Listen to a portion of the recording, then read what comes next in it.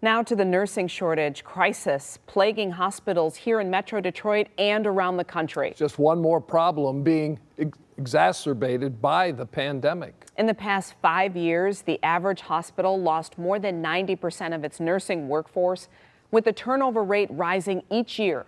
According to experts, the issue existed long before the pandemic, and they don't anticipate it going away anytime soon. But the current case rates certainly aren't helping matters. The state reporting more than 5,000 new cases for the 3-day period starting Saturday.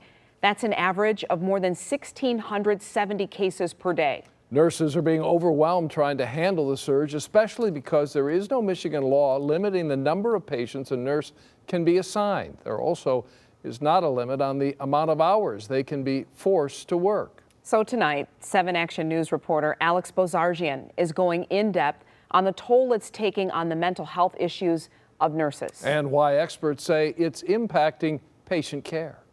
The problem is twofold. Schools and institutes are struggling to find experienced nurses to teach incoming students, and hospitals are essentially a revolving door. Nurses who feel underappreciated, unsafe, or burnt out keep walking out on the job. The Abcott Institute is preparing to welcome 72 future nurses into the classroom come fall. Stepping into healthcare during a pandemic may be daunting, but for most, it's a calling. I knew this is what I signed up for. So I don't have any concerns. Are you ready? I'm ready. Making sure they have what it takes is Ann Lanus's job.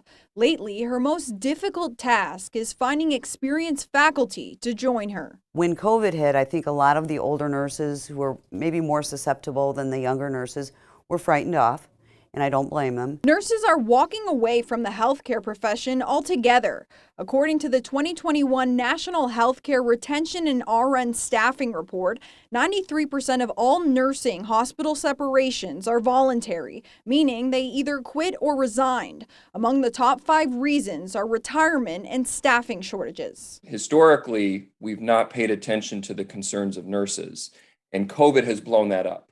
It is very clear that nurses are struggling. And if nurses are struggling, our loved ones are going to struggle in the hospital. Brenna Tressiter is one of the 137,000 plus nurses in Michigan still hanging on.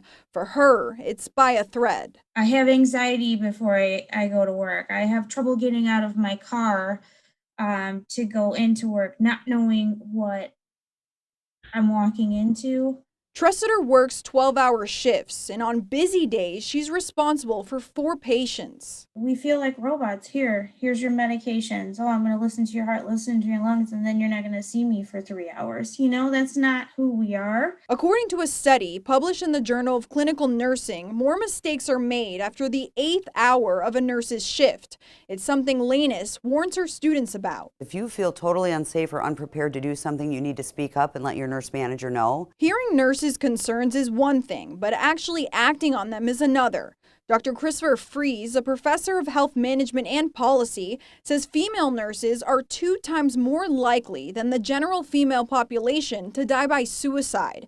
And that study was done in 2019. Nurses are in trouble. I want to remind folks that nurses were in trouble before the pandemic.